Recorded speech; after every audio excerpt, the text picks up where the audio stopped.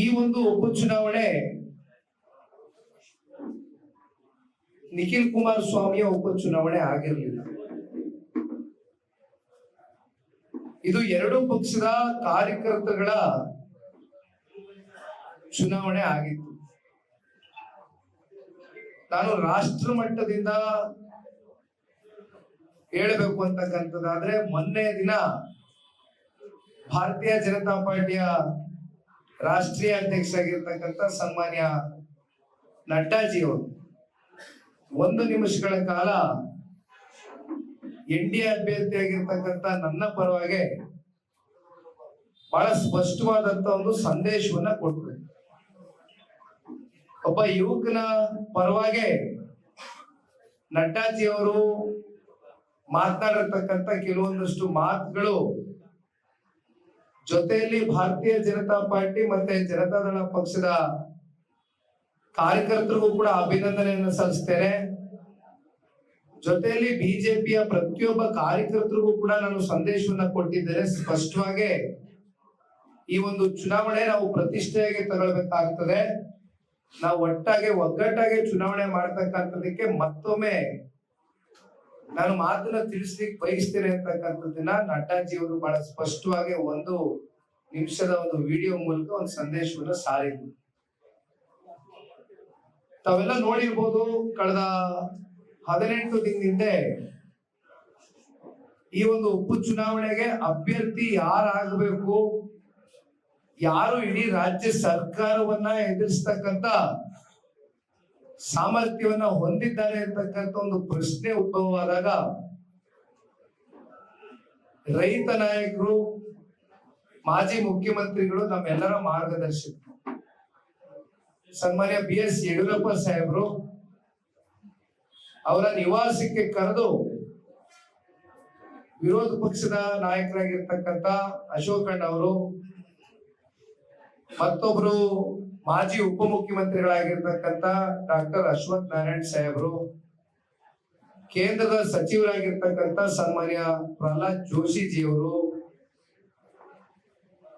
ಈ ರೀತಿ ಬಹುತೇಕ ರಾಜ್ಯ ಮತ್ತೆ ರಾಷ್ಟ್ರ ಮಟ್ಟದ ನಾಯಕರು ಅನೇಕರು ಕೂತ್ಕೊಂಡು ಚರ್ಚೆ ಮಾಡಿದ್ರು.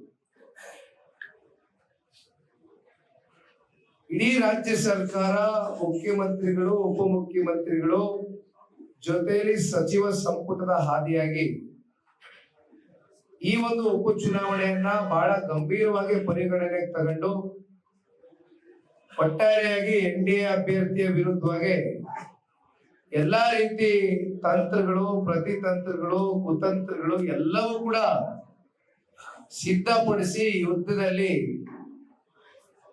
NDA ಅಭ್ಯರ್ಥಿನ ಮಟ್ಟ ಹಾಕ್ಲಿಕ್ಕೆ ಸಜ್ಜಾಗಿದ್ದಾರೆ ಅಂತಕ್ಕಂಥ ಒಂದು ವಿಚಾರ ತಿಳಿದು ಬಂದಾಗ ಕೊನೆ ಹಂತದ ಕಾಲಘಟ್ಟ ಬೆಳವಣಿಗೆ ಎಲ್ಲವೂ ಕೂಡ ನೋಡಿದ್ದೀರಿ. ಇಡೀ ರಾಜ್ಯ ನೋಡಿದ್ದಾರೆ. JP ಭವನದ ಪಕ್ಷದ ಕಚೇರಿಯಲ್ಲಿ ಮಧ್ಯಾಹ್ನ 12 ಗಂಟೆಗೆ ಸಭೆಯನ್ನ ಕರೆದಿದ್ವಿ. ಮಧ್ಯಾಹ್ನ 1-1:30 ಗಂಟೆವರೆಗೂ ಯಾವುದೇ ತೀರ್ಮಾನ ತಗೊಳ್ಬಾರ್ದು. ಜೊತೆಯಲ್ಲಿ JDS ನಿಂದ ಚನ್ನಪಟ್ಟಣದ ವಿಚಾರಕ್ಕೆ ಸಂಬಂಧಪಟ್ಟಂತೆ ತೀರ್ಮಾನಗಳು JDS ಪಕ್ಷ ತಗೊಳ್ತಕ್ಕಂಥದ್ದು ಆಗಬಾರ್ದು. ಯಾವುದೇ ತೀರ್ಮಾನ ತಗೊಳ್ತಕ್ಕಂಥದ್ದಾದ್ರೂ ಭಾರತೀಯ ಜನತಾ ಪಾರ್ಟಿಯ ರಾಷ್ಟ್ರೀಯ ನಾಯಕರು, ರಾಜ್ಯ ನಾಯಕರು, ನಮ್ಮ ನಾಯಕರು ಕೂತು ಒಂದು ಸಮಾಲೋಚನೆಯನ್ನ ನಡೆಸಿ ಆರೋಗ್ಯಕರವಾದಂತ ವಾತಾವರಣವನ್ನ ಮತ್ತೆ ಪೂರಕವಾಗಿ ಸೃಷ್ಟಿ ಮಾಡಬೇಕು ಅಂತಕ್ಕಂಥ ಹಿನ್ನೆಲೆಯಲ್ಲಿ ತೀರ್ಮಾನ ಅಂತಿಮವಾಗಿ ತಗೊಂಡಂಥದ್ದು ಭಾರತೀಯ ಜನತಾ ಪಾರ್ಟಿಯ ರಾಷ್ಟ್ರೀಯ ನಾಯಕರು, ಅದು ರಾಷ್ಟ್ರೀಯ ಅಧ್ಯಕ್ಷರಾಗಿರ್ತಕ್ಕಂಥ ನಡ್ಡಾಜಿ ಅವರು ಫೋನ್ ಮಾಡಿದ್ರು. ಮಧ್ಯಾಹ್ನ 1:15 ಗಂಟೆ ಸಮಯ. ನಾವೆಲ್ಲರೂ ಚೇಂಬರ್ ಅಲ್ಲಿ ಕೂತಿದ್ವು. ಕಾರ್ಯಕರ್ತರು, ಮುಖಂಡರುಗಳ ಸಭೆಯನ್ನು ಕೂಡ ಕರೆದಿದ್ವು. ಅವರು ಬಂದು 1-1:30 ಗಂಟೆ ಆಗಿತ್ತು. ಸನ್ಮಾನ್ಯ ಕುಮಾರಣ್ಣ ಅವರು ಕೂಡ ಯಾವ ರೀತಿ ತೀರ್ಮಾನ ತಗೊಳ್ಬೇಕು ಅಂತಕ್ಕಂಥ ಸಂದಿಗ್ಧ ಪರಿಸ್ಥಿತಿ ಇದ್ರು. ಕೊನೆಗೆ ನಡ್ಡಾಜಿ ಅವರು ಸಾಕಷ್ಟು ವಿಚಾರಗಳು ಆಗೋಗಿದೆ, ನಡೆದೋಗಿದೆ, ಅದ್ರ ಬಗ್ಗೆ ಮಾತನಾಡೋದಿಲ್ಲ, ಎಲ್ಲವೂ ಕೂಡ ಜಗಜ್ಜಾಹಿರ. ಇಲ್ಲಿ ನಮ್ಮ ಜಿಲ್ಲಾಧ್ಯಕ್ಷ ಆಗಿರ್ತಕ್ಕಂಥ ಸನ್ಮಾನ್ಯ ಎ ಮಂಜಣ್ಣ ಅವರು ಅವರ ಹಾದಿಯಾಗಿ ಸಾಕಷ್ಟು ಶಾಸಕರು, ಮಾಜಿ ಸಚಿವರು, ಮಾಜಿ ಶಾಸಕರು ರಾಡಿಸನ್ ಬ್ಲೂ ಹೋಟೆಲ್ ನಲ್ಲಿ ಒಂದು ಮೀಟಿಂಗ್ ನ ದೀರ್ಘಕಾಲ ಮಾಡಿದ್ರು.